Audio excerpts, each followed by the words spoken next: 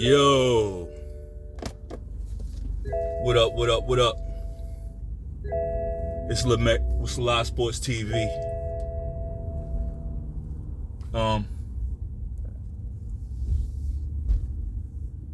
Coming right back at you. Like we always do at this time, right? Day after the born day. Guess what I'm doing? The morning after the born day. Going to work out. Going to work out. That's right. Going to work out, bro. Got to keep it tight, bro. You know why? Because now these girls' boyfriends is knocking out daddies. So I want, nah, not over here, bro. Not over here. But I invite you to try. Gotta stay ready for these young niggas. Like, there's no respect left. But this ain't what I want to talk about this morning. Big fight today. Well, not really, but should be entertaining. I feel something about this fight, man. Which fight am I talking about? CANELO and Triple G, of course. It's really the biggest fight of the day. I'm not sure what's on the undercard. I really haven't paid attention to the undercard. I haven't heard anything. I don't know what's on this card. Maybe Bam Rodriguez. I'm looking forward to seeing him fight. He's a special young fighter coming up. So yeah, I'll be looking forward to seeing Bam Rodriguez get in the ring. CANELO and Triple G. CANELO and Triple G's fight is tonight. And I feel something. You know? But let's talk about it.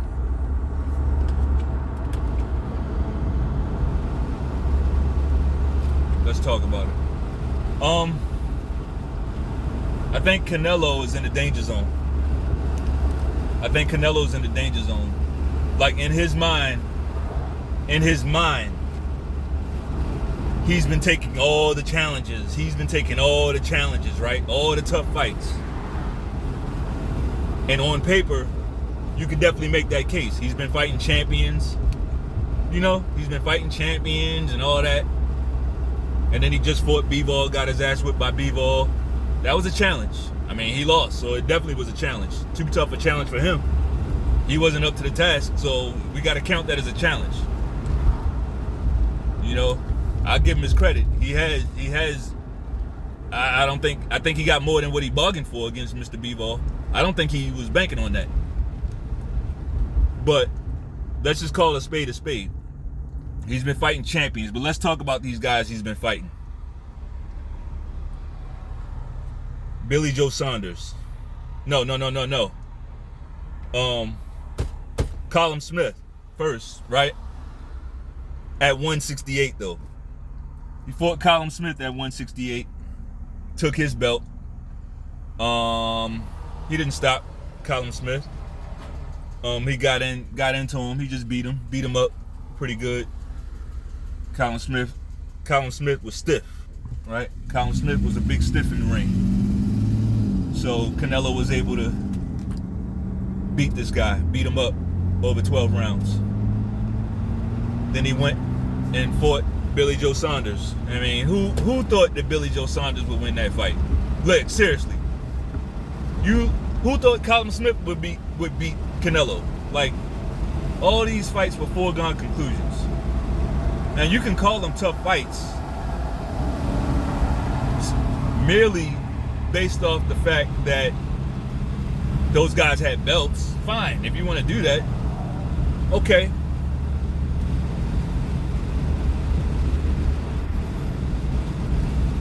That's fine, you're free to do that. I disagree. So we had Callum Smith, we got Billy Joe Saunders,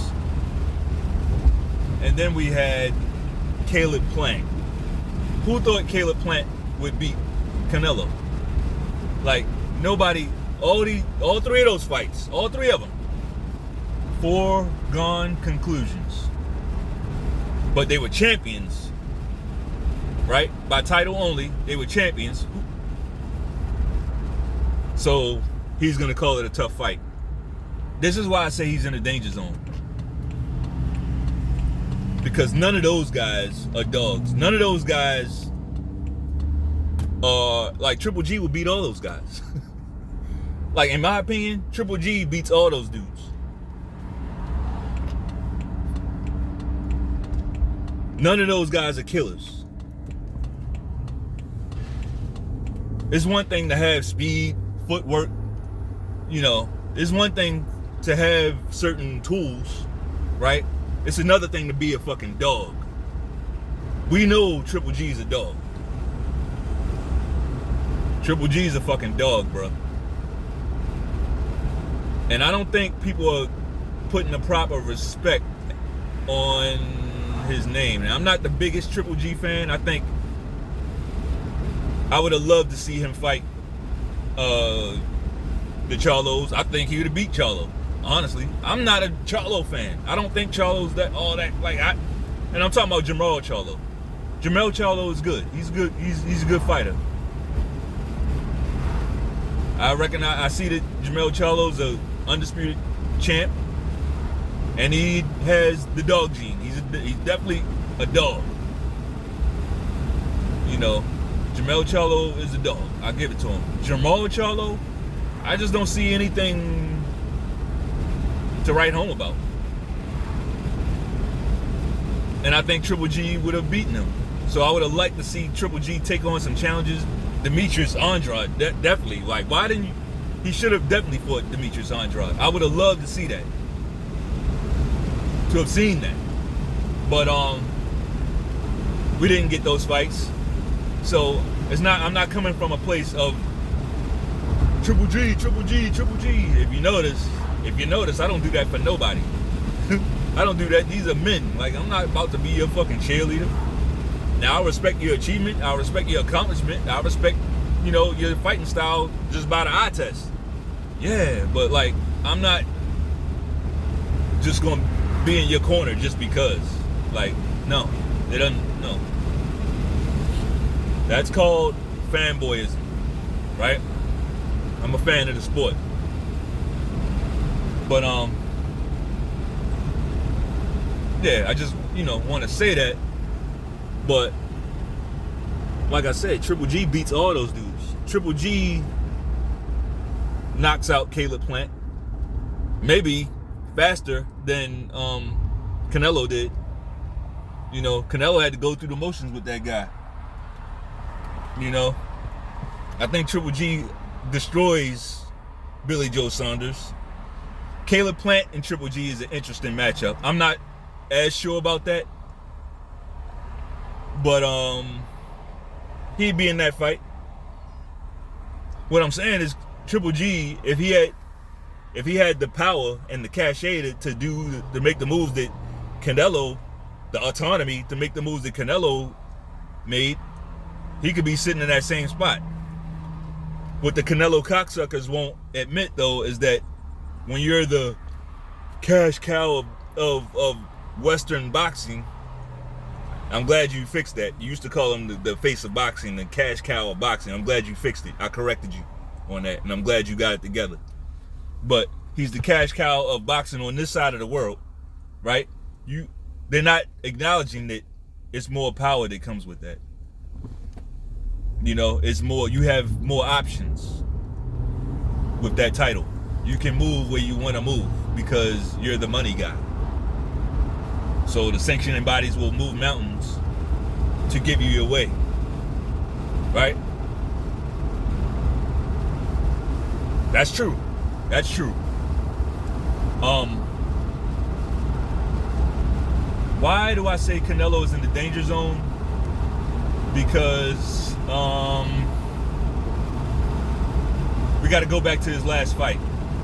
Actually, we got to go back to those fights that I mentioned.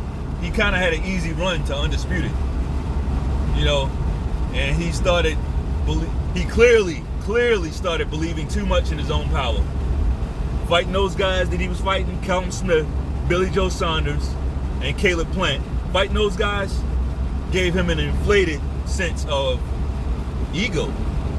He believed in his power too much because you were fighting guys that you knew you could run through, right? So he believed in it, and the reason why you know he believed in it is because he made that fight with B-Ball, and he tried to fight him the same way he fought those guys. He thought B-Ball, a Russian, was gonna fold up, take a couple hard shots and fold up like those guys.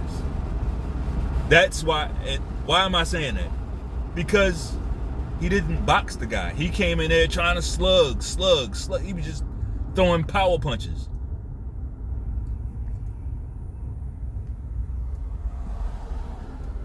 He was just slugging away, throwing power punches. Right? And when I saw him doing that, I'm like, he thinks B-Ball is like those other dudes at 168. And he clearly wasn't. So he got beat up, and it wasn't close. I thought it was like, I gave Canelo maybe 2 or 3 rounds in that fight. You know, it was a one-sided beatdown.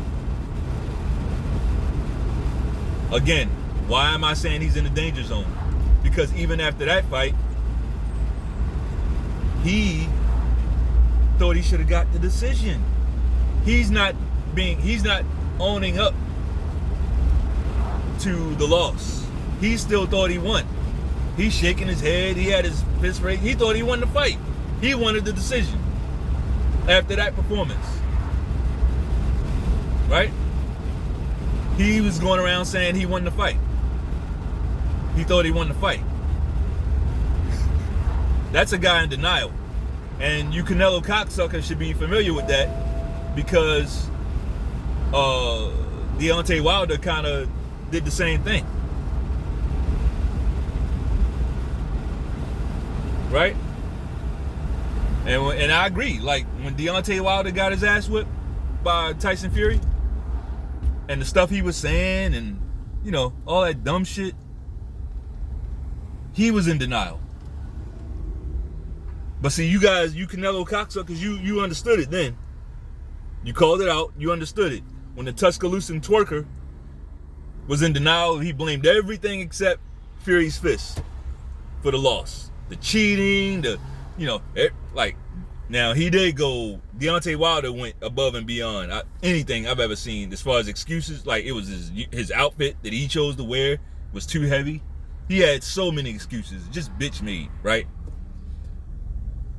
The point is, he still was in denial about his loss, and so is Canelo. Now, you're coming off a loss, right?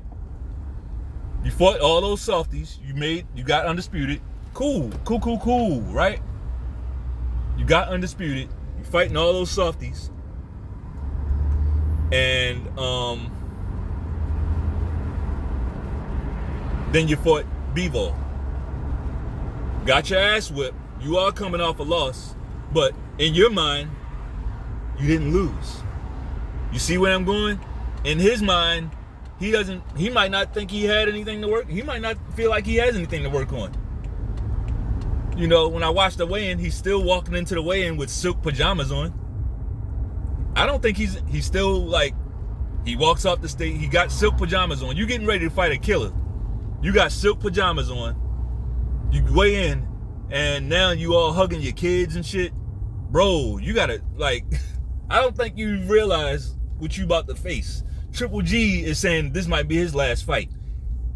Like, whatever you got before from Triple G, he might be older. And he is older. We all are older than we were 3-4 years ago, right? Nobody's younger, not even Canelo. Hey, Canelo cocksuckers, believe it or not, Canelo didn't get younger. He's not younger than he was 3 or 4 years ago.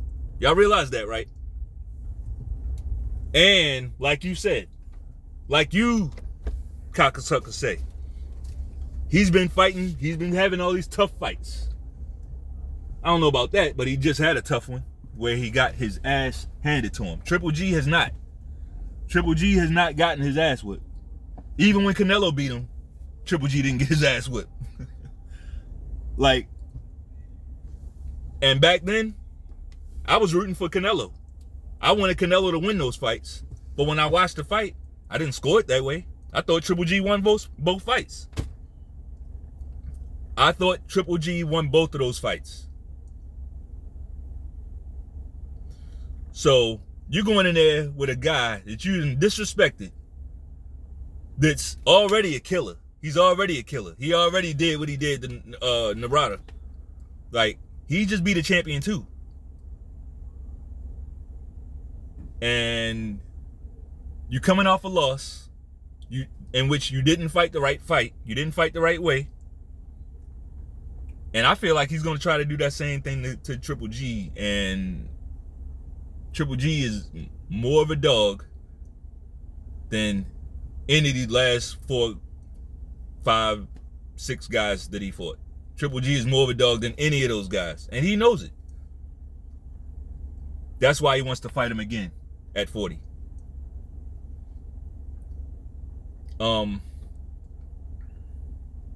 I think this is a dangerous fight for Canelo, and I feel like we're gonna see something special tonight. I see everybody saying, you know, basically picking Triple G to lose, you know, to get knocked out. People are picking Triple G to get stopped, and you motherfuckers never seen him touch the canvas. You've never seen Triple G touch the canvas. You might, in his whole career, Triple G's 40 years old, right? He's 40. He has who knows how, like, lots of fights. You might have seen in all those fights, you might have seen Triple G legitimately hurt maybe 3 times. Like, this is not a guy. This is not a guy that gets hurt easily. Like, to hurt him, you're going to have to get in the danger zone. And the difference between now and when they fought last, Canelo was more of an upper body movement guy. He was more about hitting and not get hit back then. He wasn't eating Golovkin's punches like that.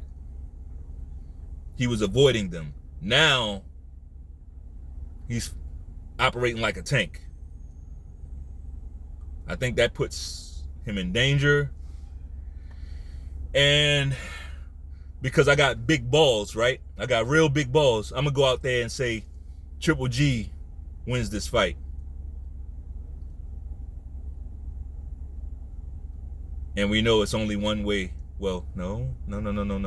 See, I was about to fuck up and say it's only one way you can beat Canelo. But Canelo just got his ass whipped. He did. He just got his ass whipped over 12 rounds, not stopped, and the other guy got the decision. But I think Triple G might. I see something special happen. I'm picking Triple G by stoppage in the 10th round. Now I can take it, right? I already know what that is. But remember, you heard it here first.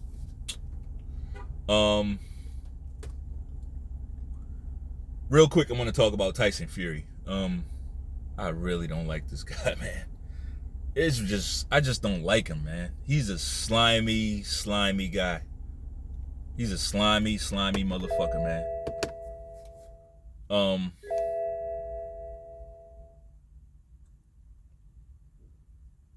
Tyson Fury, why is he so gung-ho about not fighting Usyk? Like, why didn't he give Undisputed a chance to happen?